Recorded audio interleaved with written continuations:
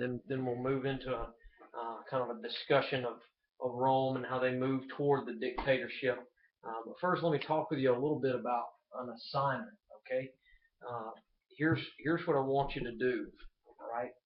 Um, Let me just generally overview this assignment with you as I've done already, and I'll give you more details as we move on.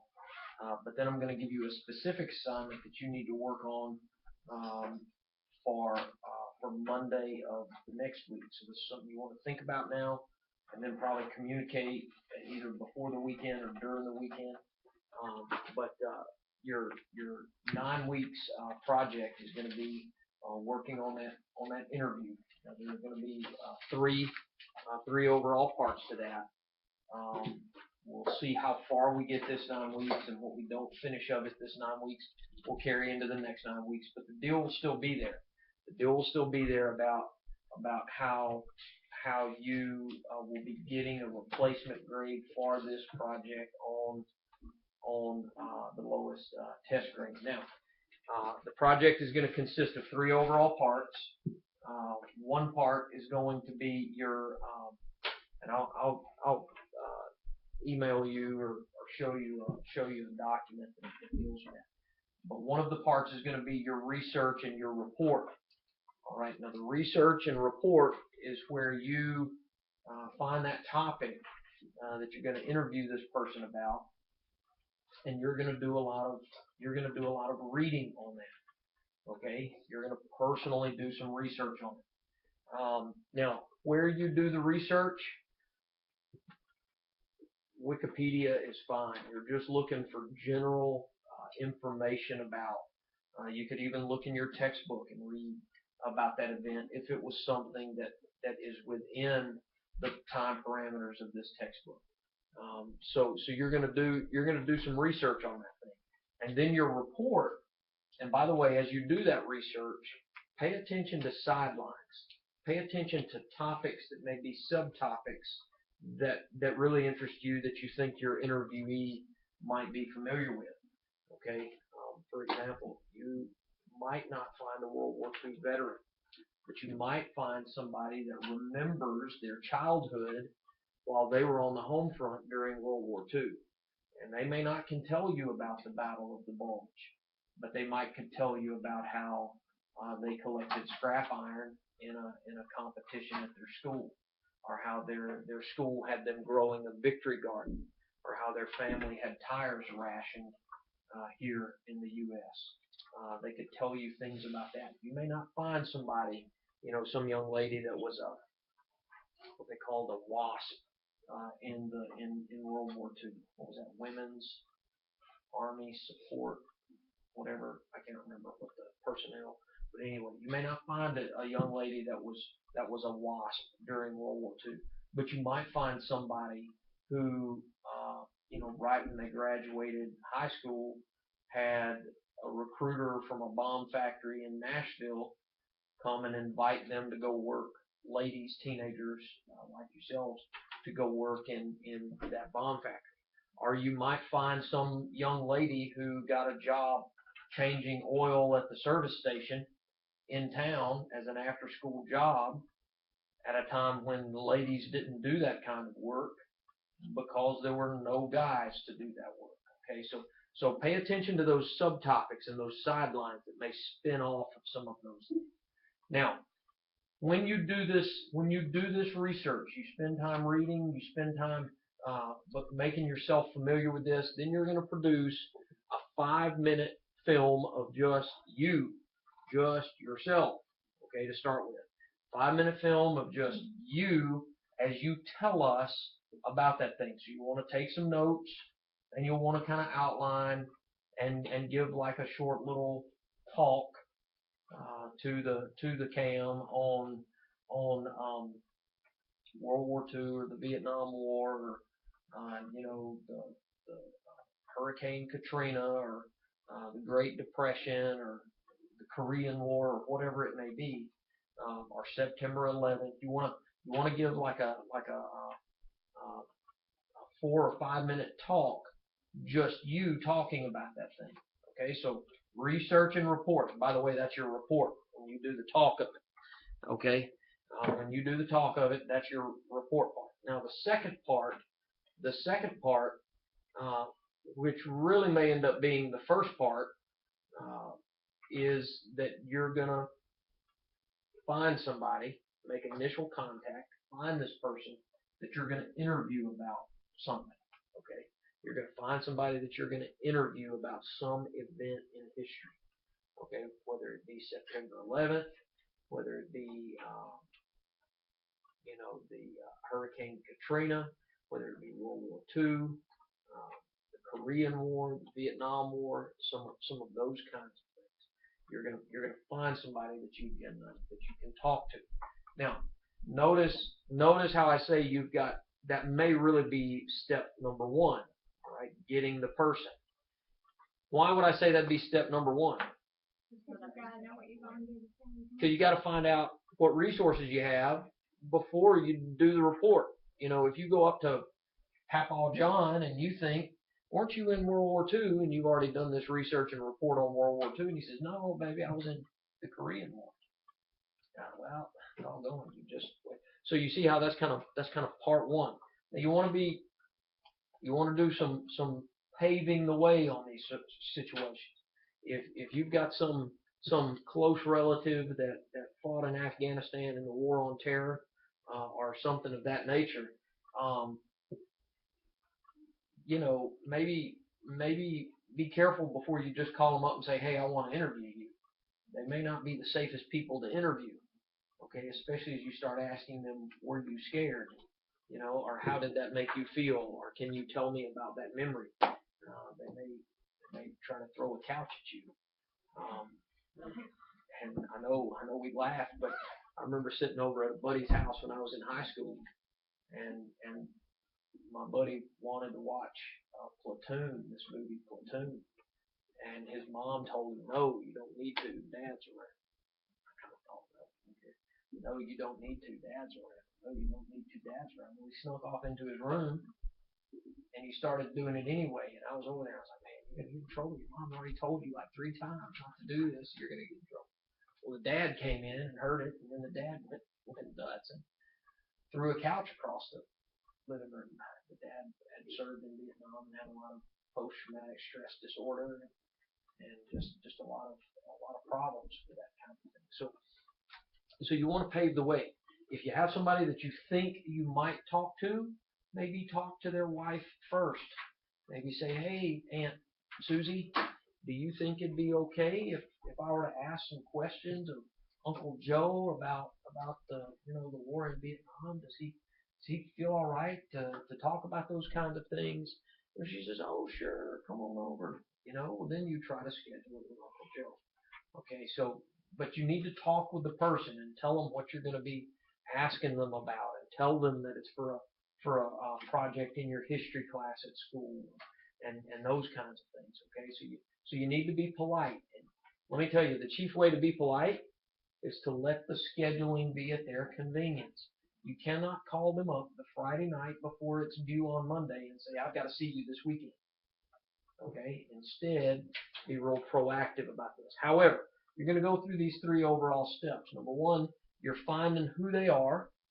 You're talking to them a little bit, asking them if it's going to be okay.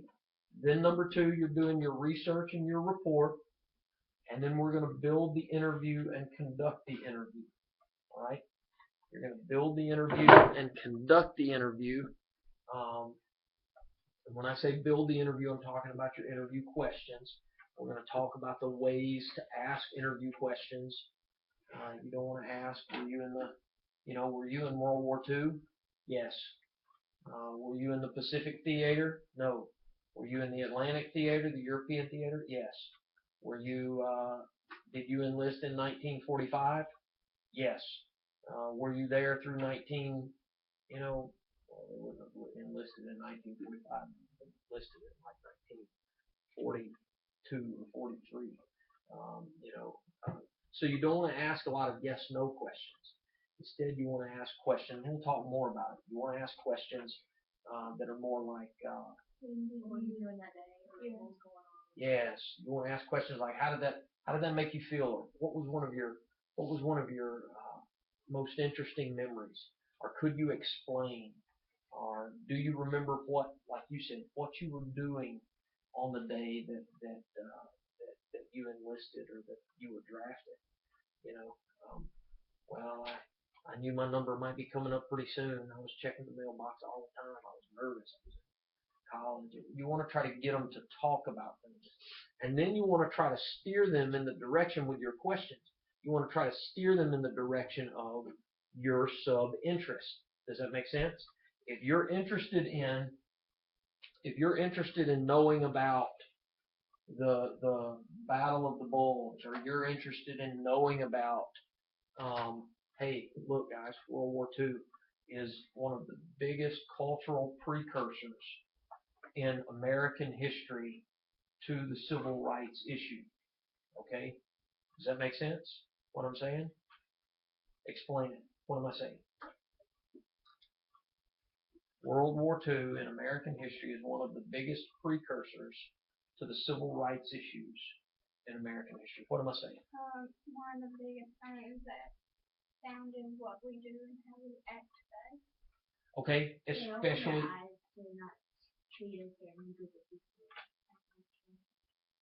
Exactly. Exactly. Through it was the biggest precursor because through World War II there were the African American units and there were the Caucasian American units, and those different units fought side by side, and it ended up causing a lot of people who had grown up in the South under Jim Crow, the Caucasians, to sit back and think, hey, look at all these others from the other side of the tracks. Look at all that they have done to help with the war. You see what I'm saying? And it brought together a bond, if you will, that then paved the way for Jim Crow to die in the South, and for the protest of African Americans to say, hey, when they rose up and said, hey, this is a problem, hey, Jim Crow's a problem. You notice you didn't have a lot of World War II vets saying, shut up, we're not going to hear it. You didn't have the masses of people pushing the African American community back down again during that time. Now there were some, but a lot of the racial barriers had been eroded through World War II. Does that make sense? So if that's something that interests you and you're wanting to take it there, then use your questioning to take it there. You see what I'm saying? Now, you may want to be careful with that. Okay? A lot of that's going to depend on your interviewee, right? If Great Uncle Joe was in World War II, and you know that he is an avid racist today, you may not want to interview him in light of that. You see what I'm saying? Or he'll end up fussing and being ugly and all that kind of stuff. Okay, so you want to try to figure out the direction that you're wanting to go with it. So anyway, just a quick overview. Here's the specific thing that you need to do. Okay, for Monday, you're going to write down on a sheet of paper and turn into me your name, the name and relationship of the person that you were interviewing. By the way, they don't have to be a relative. It could be a neighbor. It could be, your buddy's granddad. It could be somebody in the church. Just somebody that you're wanting to talk about this. So number one, you're going to write down your name. You're going to write down the name of the person and their relationship to you, and then you're going to write down the overall topic that you're going to interview them about. Sorry, that was incorrect English, but it's 4 parts. What's that? So 4 parts. Yeah, I think about it in 4 parts. I'm talking about just this assignment that you're turning in, the paper that you're turning in. Now you've got to find this person. Before you turn it in, you need to confirm that they're going to be willing for you to talk with them about this thing. You see what I'm saying? I mean, don't write their name down and say, well, I'm going to talk to Papa about his involvement in World War II, because he may say, no. You see what I'm saying? He may say, I want to talk with you, kid. Leave me alone. So you gotta confirm that Papa's okay with it. So I'm asking you basically to do that first step, to find this person. And I want you to have the weekend, okay? Because you may find a lot of these people at your church. You might even want to think about somebody and start talking with somebody tonight. It might not be a bad idea if you, just go ahead. Like if you go to a youth group or prayer meeting or whatever you do, talk with somebody tonight if they're through your church. All right, let me take a couple of questions. Allie? When did you say we needed to try to do the interview? Monday. This Monday. It may involve picking up the phone, and calling somebody, asking them about it. But be thinking, talk to your folks about it. You don't know anybody else? And like I don't have any family around here. Mm-hmm. I know a lot of people getting service with the phone. Yeah. Go to McDonald's in the morning. Like Go to McDonald's in the morning. The coffee section. They're all right. friends. Jared, how long does the actual interview have to be? The interview, you're going to end up spending. I can't remember the time frame that I have on that rubric. I'll have to go back and look at that rubric. Well, we're not interviewing nobody from Monday. No, you're not interviewing anybody by Monday. What are you doing by Monday, Chris? Finding who and what, when, how, where, and all that stuff. Yeah, you don't even have to give me the when and where. Not like what, like more like what we're gonna talk about. I want the topics. Like when. Hey, students, listen to me. Like where you were at. Yeah, you're gonna put on a sheet of paper your name, their relationship, even if it's a guy at church I know, or some guy that works with my dad, or something like that. And then the topic. Those are the things you're turning in. Leo, did you have a question? Yeah, I don't have like the oldest relatives I have. They're not exactly here. They're like in Mexico. Okay. So like I only have my mom, and my dad, who both been through big events. Yes, they have. And they're close enough. Were they children during the Revolution? My dad was a child. My dad actually was born, I think, the year the revolution ended. Okay. But he you lived still may be able to spend some time talking with them about things that they remember of your.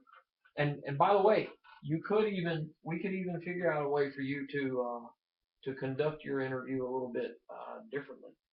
You've got really close hand connections to the revolution. Does that make sense? Yeah. And that would be something really interesting for us to see. Right. Yeah. I wonder about establishing some way for you to communicate with them. Oh, we have webcam communication, Yeah, do a Skype or something like that, maybe. I mean, because that's something that would be a really interesting thing that you could bring that none of the rest of us really could. You understand, students, when we're talking about the revolution, we're talking about Castro's coup or revolution in Cuba. It was a long time ago. Many of the rich people that they were the revolutionaries were coming through the big city.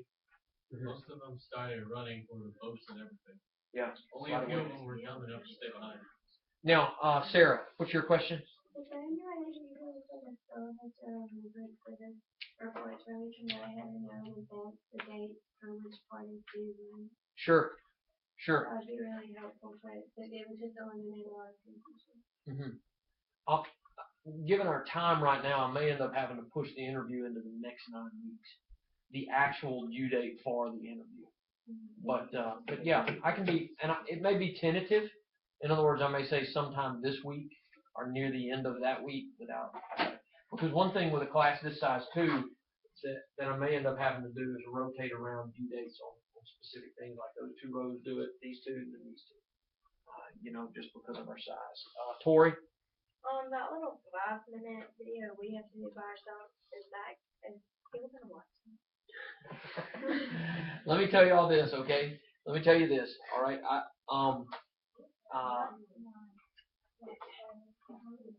You don't. Like not just the interview of myself. You just mean the report of you. Oh yeah. Let me think on that a little bit. Let me tell you all this though about it, okay? Let me tell you this. Hey, listen. Let me tell you this about that, all right? listen, guys, we are not here, and I know that that's something that's difficult, all right, but we are not here for a fashion show, and we are not here to be doing, our own little YouTube channel, hey, my debut thing. We're here to do a history project, and if you find yourself thinking, oh my goodness, are they really gonna see my papa, uh, you know, talking and spitting at the same time? I can't believe that. Okay, look, the focus is not on, the purpose of all of this is not to handle it with immaturity. We're going to work to handle it with maturity. We're also going to work so that this is a productive academic exercise. And by the way, once I walk you through this, you will, some of you, a lot of you will find yourselves in conversations like this after this with other people. Does that make sense? Let me tell you, some of the most intriguing stuff about history is figuring out how to talk with folks that lived it, and hearing the human story, because that's what you really want to hear through it. So Tori, I don't know yet. I sense an interest in folks saying, please do not have me, just plain old me on camera. But at the same time, this isn't about us. This isn't about our cameo or our debut. This is about us just doing a job. Does that make sense? If you go on through college, you will do speech class, and you will stand up in front of groups of people and deliver some sensible speeches. Different than like sitting there looking at the camera and talking. Yeah, it's different. And then like the whole class is gonna watch it. Yeah. Don't screw up. Yeah, I think you should let the Oh, I can people make a walk speech.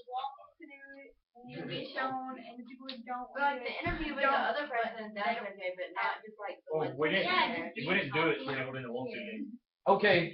Let me move on. Yes, ma'am. Can we say write down the topic about what we're gonna do? Do we have to like write down all about the topic, or just name what we're doing? Name what you're doing. Name what you're or doing. something like that. War or an event. Emily. 3 years ago, my dad was in Kuwait with the Coast Guard.